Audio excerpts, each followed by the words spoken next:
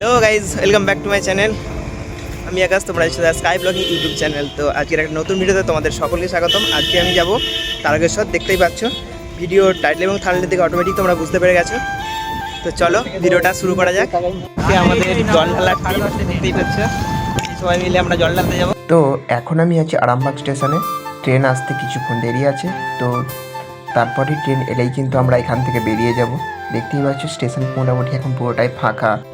তো finally train এসে পৌঁছে গেছে, আমরা চেপে গেছি এবং বেরিয়ে পড়লাম শেওড়াফুলির উদ্দেশ্যে। আজকের আবহাওয়াটা কিন্তু বেশ সুন্দর ছিল, কদিন ধরে খুব বৃষ্টি হচ্ছিল, এখন অবশ্য বৃষ্টিটা বন্ধ হয়ে গেছে। তো আমরা এসে পৌঁছে গেছি শেওড়াফুলি স্টেশনে, দেখতেই পাচ্ছ এই ট্রেন থেকে নামলাম। আর এরপরে আমরা যাব নিমাই তীর্থঘাটে। তো জল তোলার জন্য আমাদের ভাঁড় আর বাঁকের প্রয়োজন। তা দেখতেই পাচ্ছ রাস্তার দুধারে প্রচুর তোমরা দোকান পেয়ে যাবে, যেখান থেকে ভাঁড় আর বাঁক কিনে নিতে পারবে। তার মধ্যে যাওয়ার সময়তে দেখলাম এই জায়গাটা একটা মুভির শ্যুটিং চলছে, কোন মুভি যদি আমি জানি না। তো দেখলাম বেশ ভালো একটা ক্যামেরা সেটআপ নিয়ে এখানে মুভির শ্যুটিং চলছে। ওটা ক্রস করার পরেই আমরা একটা দোকানে ঢুকে গেছিলাম, যে দোকানটা থেকে আমরা ভাঁড় কিনে নিলাম এবং এখন টেস্ট করে দেখে নিচ্ছি সেগুলোতে জল থাকছে কি না, কারণ 42 কিলোমিটার হাঁটবো আমরা, তার মধ্যে কিন্তু পুরো জলটা বেরিয়ে যেতে পারে যদি ফুটো থাকে। তো চলো, কিছুটা যাওয়ার পরেই কিন্তু আমরা নিমাই তীর্থঘাটে এসে পৌঁছে গেলাম। দেখতেই পাচ্ছ এটা হচ্ছে সেই আমাদের সবার সুপরিচিত নিমাই তীর্থঘাট।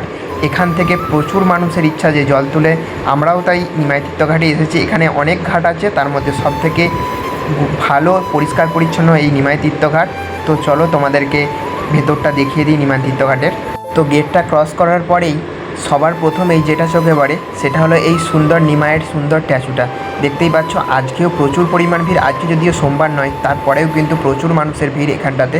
আর এই যে জায়গাটা, এখানটায় কিন্তু মহিলাদের জন্য আলাদা ঘাট এবং পুরুষদের জন্য আলাদা ঘাটের ব্যবস্থা আছে।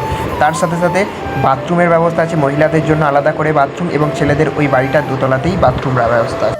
আজকেও কিন্তু বেশ ভালো পরিমাণ ভিড় হয়েছে নিমাই তীর্থঘাটে, দেখতেই পাচ্ছ। আর নিমাই তীর্থঘাটের ঠিক ডান দিকটাতে কিন্তু একটা সুন্দর শিবলিঙ্গ আছে, যেটাতে তোমরা গঙ্গা স্নান করার পর তার শিবের মাথায় জল ঢালতে পারো। তো আমার কিন্তু গঙ্গা স্নান করা এবং গঙ্গা জল ঘটে নেওয়া কমপ্লিট হয়ে গেছে। তারপরেই আমরা চলে এলাম পুরোহিত মশাইয়ের কাছে। এই সুন্দর করে আমাদের একটা তিলক কেটে দিলেন, দেখতেই পাচ্ছ আমরা একটা সুন্দর করে তিলক কেটে নিলাম। তারপরে কিন্তু আমরা সবাই রেডি হয়ে বেরিয়ে পড়ব।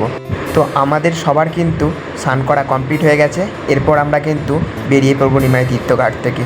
তো আগের বছর আমরা যখন এই নিমাই তীর্থঘাট থেকে জল তুলেছিলাম তখন কিন্তু আমাদেরকে কাছ থেকে পয়সা নিয়েছিল, কিন্তু এবছর কোনো পয়সা নেয়নি।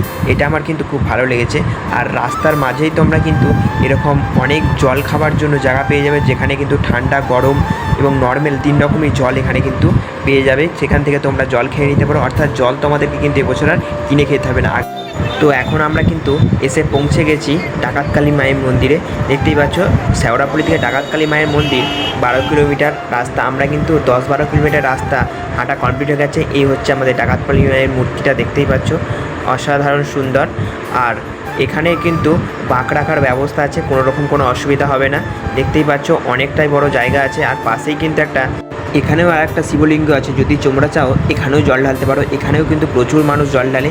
আর তার সাথে সাথে কিছু কিলোমিটার যাওয়ার পরেই আমাদের সাথে দেখা হয়ে গেল সেই এবছরের খুব ফেমাস একটা জিনিস, যেটা হলো সেবা কেন্দ্র। সেই সেবা কেন্দ্রে কিন্তু আমরা এখন পৌঁছে গেছি, যেখান থেকে আমরা বেশ কিছুক্ষণ রেস্ট নিয়ে নেব। এই সেবা কেন্দ্রে হয়ে কিন্তু একটা অনেকটাই সুবিধা হয়েছে, মানুষকে যেখানে সেখানে বসতে হয় না, এখানে বসতে পারে। পাখা চলছে, লাইটের ব্যবস্থা আছে, এখানে নিচেও বসতে পারো এবং চেয়ারেরও খুব সুন্দর ব্যবস্থা আছে। তার সাথে সাথে এখানে কিন্তু স্বাস্থ্যকর্মীরাও কিন্তু অসাধারণ কাজকর্ম করছে।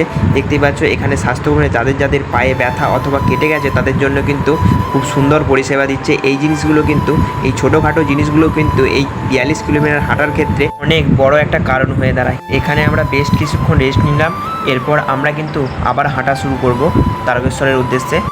এই সাইনবোর্ডটা দেখে আমাদের তো অনেকটাই ভালো লাগলো যে আমরা প্রায় অর্ধেকটার মতো রাস্তা অতিক্রম করে ফেলেছি। টোটাল 42 কিলোমিটারের মধ্যে আমরা কিন্তু 22 কিলোমিটার আর গেলেই কিন্তু আমরা তারকেশ্বরে পৌঁছে যাব। এটা হচ্ছে সেই কামারকুণ্ডুর ব্রিজ, ওভারব্রিজটা দেখতেই পাচ্ছ। এখানে দুটো ওভারব্রিজ, আগের বছর এই ওভারব্রিজটা ছিল না, এবছর এটা নতুন ওভারব্রিজ হয়েছে, এর উপর দিয়ে যাচ্ছি আমরা। আর এইখান থেকে মাত্র 22 কিলোমিটার গেলেই কিন্তু আমরা তারকেশ্বরে পৌঁছে যাব, অর্থাৎ আমাদের অর্ধেকটার মতো রাস্তা কিন্তু হাঁটা কমপ্লিট হয়ে গেছে। ওভারব্রিজের নিচে দিয়ে ট্রেন যাচ্ছে, দেখতেই পাচ্ছ অসাধারণ সুন্দর দেখতে লাগছিল এই দৃশ্যটা। তো এখানে দাঁড়িয়ে আমরা কিন্তু বেশ কিছু ফটো তুলে নিলাম, তারপরে আবার কিন্তু হাঁটা শুরু করে দিলাম। তো ফাইনালি এখন আমি এসে পৌঁছে গেছি কাশী বিশ্বনাথ মন্দিরে। এখান থেকে কিন্তু তারকেশ্বর মাত্র আর 15 কিলোমিটার দূরে। আর দেখতেই পাচ্ছ এই হচ্ছে কাশী বিশ্বনাথের মূর্তি, এবং এখানে আমরা জল ঢেলে নিলাম। এই কাশীনাথ মন্দিরে কিন্তু প্রচুর সুন্দর সুন্দর ঠাকুর দেবতার মূর্তি বানানো আছে, যেগুলো তোমরা ঘুরে দেখলে আরও ভালো করে বুঝতে পারবে। তো আর কিছুক্ষণ হাঁটার পরে কিন্তু আমরা হনুমান মন্দিরে এসে পৌঁছেছি। দেখতেই পাচ্ছ হনুমান মন্দিরের গেট এটা। তো চলো তোমাদেরকে ভেতরে ঢুকে হনুমান মন্দিরের পুরোটা দেখিয়ে দিই। এখানেতে কিন্তু একটা সুন্দর ব্যবস্থা আছে, যেটা হলো বক্সের। এখানে সুন্দর সুন্দর গান বাজানো হচ্ছে, তার সাথে সাথে প্রচুর মানুষ এখানে দেখতে পাচ্ছ নাচ করছে, এবং এখানে কিন্তু বসার জন্য অনেকটা বড় একটা সেট করা আছে। তো তোমরা চাইলে কিন্তু এখানেও রেস্ট নিতে পারো, পাখার ব্যবস্থা আছে, এবং রাত কাটাতেও পারো এখানে। তো তোমাদেরকে হনুমানজির মূর্তিটা দেখিয়ে দিই চলো। তো দেখতেই পাচ্ছ এই হচ্ছে আমাদের হনুমানজির মূর্তিটা, এবং এখানের ভেতরটাও কিন্তু বেশ সুন্দর, এবং ডেকোরেশনটাও কিন্তু অসাধারণ। তো তোমাদের কেমন লেগেছে ভেতরের হনুমানজির মূর্তিটা অবশ্যই কমেন্ট করে জানিও। হনুমান মন্দিরের ভেতরে কিন্তু একটা মহাদেবের সুন্দর মূর্তি। তো আমি এখন এসে পৌঁছে গেছি তারকেশ্বরের যে মেন গেট, সেই গেটের সামনে। এখান থেকে আর মোটামুটি 6 কিলোমিটারের মতো যেতে হবে, তারপরে কিন্তু আমরা তারকেশ্বরের যে মেন মন্দির সেখানে পৌঁছে যাব। তোমাদেরকে গেটের সামনেটা পুরোটা দেখিয়ে দিই চলো। এটা হচ্ছে সেই তারকেশ্বরের সবার সুপরিচিত ওয়েলকাম টু তারকেশ্বর যে গেটটা। এই গেটটা দেখলেই কিন্তু এই যে 42 কিলোমিটার হাঁটার যে ক্লান্তি, সেটা কিন্তু সবার মানুষেরই দূর হয়ে যায়। তো এখান থেকে আর 6 কিলোমিটার গেলেই কিন্তু আমরা তারকেশ্বরের বাবার মন্দিরে পৌঁছে যাব। যদিও এখন মোটামুটি 12টা বাজছে, এখন তারকেশ্বর মন্দিরে যাব না, কারণ ওখানে কোনো থাকার জায়গা নেই। তো আমরা এখন যে সেবা কেন্দ্রগুলো আছে সেখানে কিছুক্ষণ রেস্ট করব, তারপরে ওখান থেকে আবার সকালে ঘুম থেকে উঠে ওখান থেকে কিন্তু আমরা স্নান টান করে মন্দিরের দিকে রওনা দেব। তো দেখতেই পাচ্ছ আলোকসজ্জাটা কিন্তু বেশ সুন্দর হয়েছে। তো আমার পার্সোনালি কিন্তু আলোকসজ্জাটা অসাধারণ লেগেছে। রাস্তার মাঝে মহাদেবের এক ভক্তকে দেখলাম যে 3 জন মিলে একটা বড় সাইজের বাঁক নিয়ে বেরিয়ে পড়েছে 2 কলসি জল নিয়ে। এই জলটা আনা অতটা কিন্তু সোজা নয়, ওই 42 কিলোমিটার হেঁটে এতটা জল নিয়ে আসা।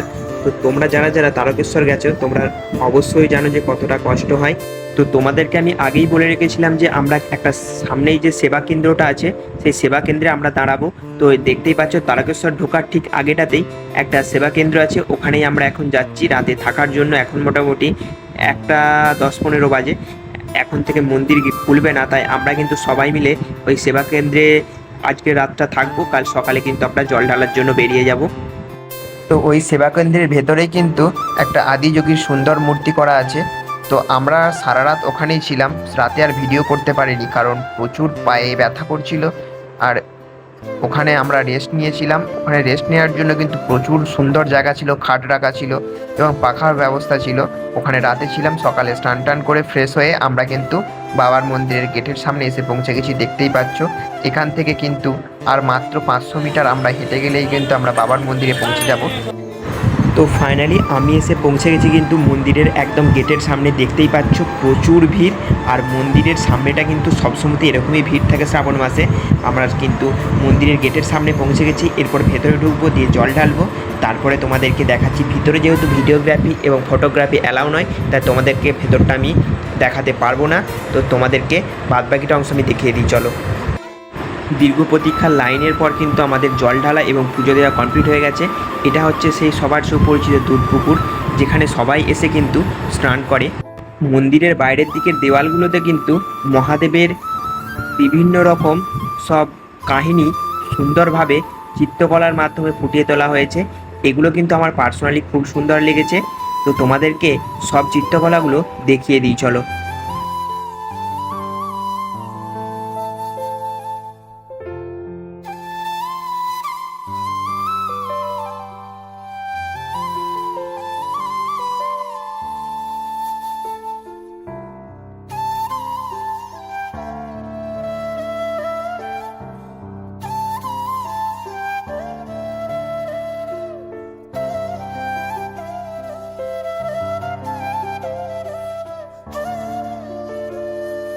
ভিডিওটা যদি ভালো লাগে অবশ্যই চ্যানেলটাকে সাবস্ক্রাইব করবে, পাশে থাকা বেল আইকনে ক্লিক করে অল নোটিফিকেশন অন করে দেবে, যেন পরবর্তীকালে কোনো ভিডিও হয় পোস্ট হয় সেটা যেন খুব তাড়াতাড়ি তোমরা দেখতে পারো।